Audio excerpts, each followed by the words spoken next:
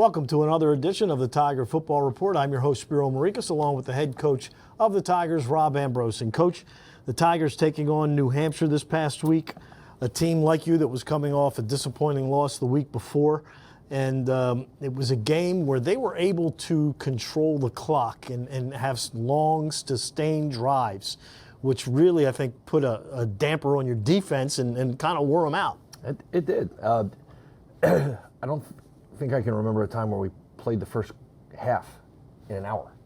I've just never been, even when we were running the ball massively effectively so many years ago, it still didn't happen that drawn out. It was a different experience. It really was, which seems to be back-to-back weeks with some just oddities. Annoyed at our youth and us giving up the squig kick early. Proud of the defense to hold them to a field goal, but that's still 3 points. They say that plus a 90-yard punt return pretty much make the difference of the entire first half. It makes it a 10-7 game, and they actually they got an extra series, or we got one less series because of the onside kick. It was frustrating in that we couldn't get in rhythm because they were running the clocks as long as they were.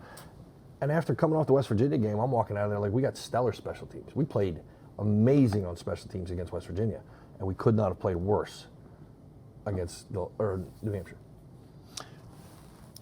As a team, when the other team has the ball as long as New Hampshire, and they, purposely, they're running the play clock down to 2 seconds every play. Yes.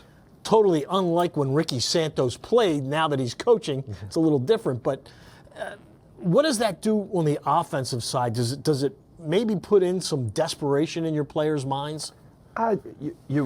When you can't be on the field, you're trying to score points, and you can't be on the field. You feel like when you finally do get on the field, you need to score 21 points in one play.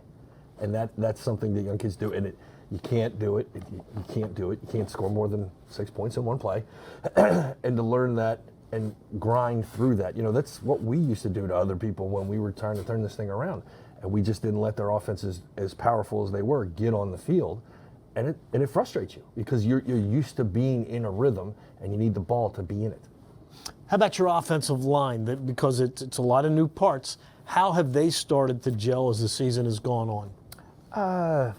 It's clearly moving, but then again, we had some internal issues last week, and we had to change the starting lineup once again, which is not necessarily a bad thing. But Ralph Page started his first game, and to be honest, this is the only real playing time he's had all year, and that's in Game 4. So he was the new cog in the wheel, so to speak, and did okay.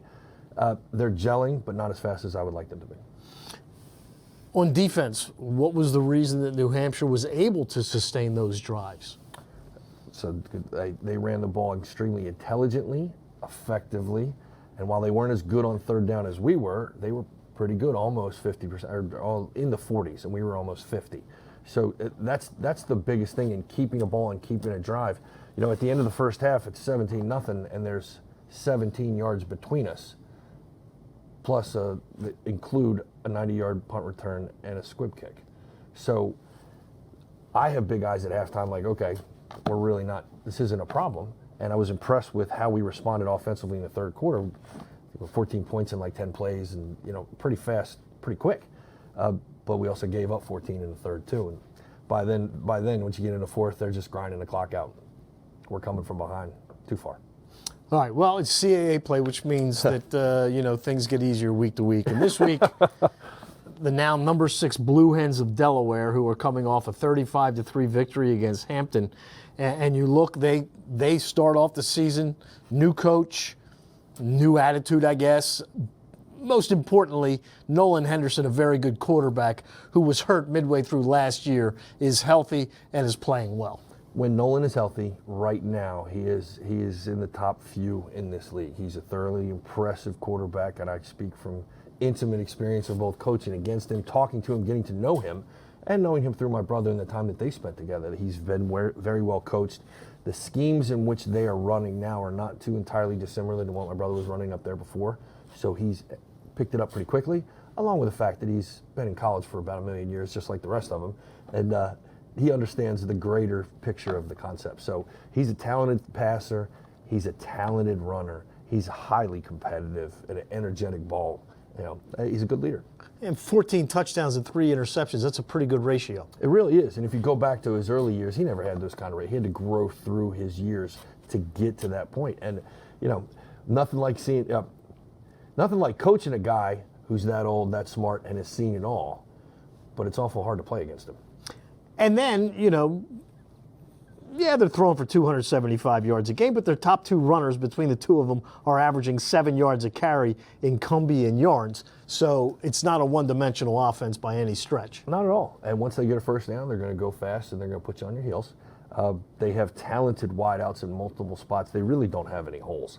To be honest, they're the next iteration of JMU in the almost I'm a 1A school, and they're doing a great job right now. They're come into the game at 4-0, including an FBS win against Navy first week of the season. So when you talk to your defense this week, what are they going to have to do differently against this Blue Hen team that they didn't do against the Wildcats this past Saturday? We're going to have to get pressure on the quarterback.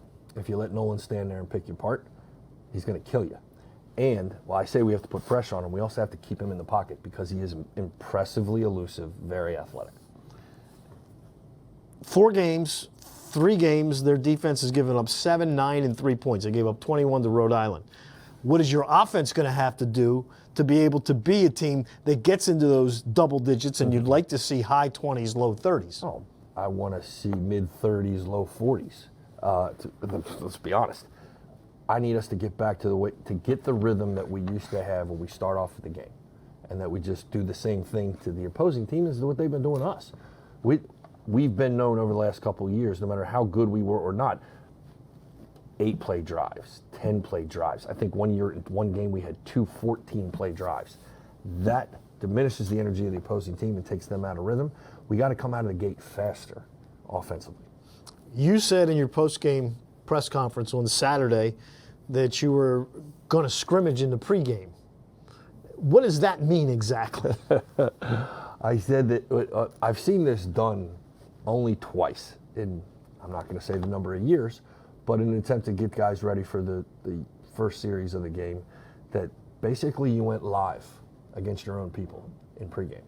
And I haven't done it yet, but it's certainly a conversation. So your defense against your offense on the field in the pregame. Yep. If you can't get ready to play doing that, you can't get ready to play, period. One person who did have an impressive day for you was Riley Williams. The man hit some bombs on Saturday afternoon punting the football. He did. And honestly, he as talented as he is and as impressive as you're seeing him, he's just starting and he's a work in progress. He got some natural gifts, but 2 of those punts were not where they were supposed to be, and because of it, there were returns that were involved that had to do with our lack of placement. So while the skill is there, he's still got a whole lot of fine-tuning. You can punt it 80 yards, but if you can't cover it, it really doesn't matter. He's gonna run it back 20 yards anyhow before anything else happens. So there's a combination in dealing with like an Australian rules or a big super leg guy like Riley with, you can kick it a ton, but you gotta be able to go cover it because it's not going out of bounds. How do you teach that?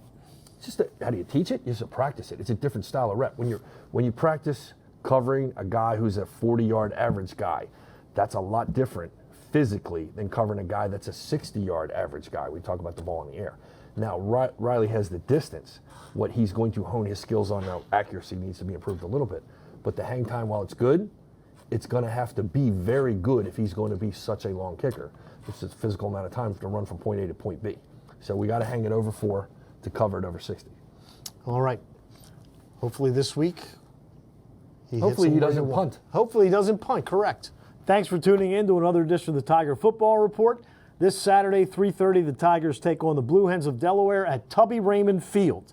Game time 3:30. Gordy Combs and I will be with you at 3:15 with the pregame show on TowsonTigers.com. So for the head coach, Rob Ambrose, I'm Spiro Marikas. Thanks for tuning in.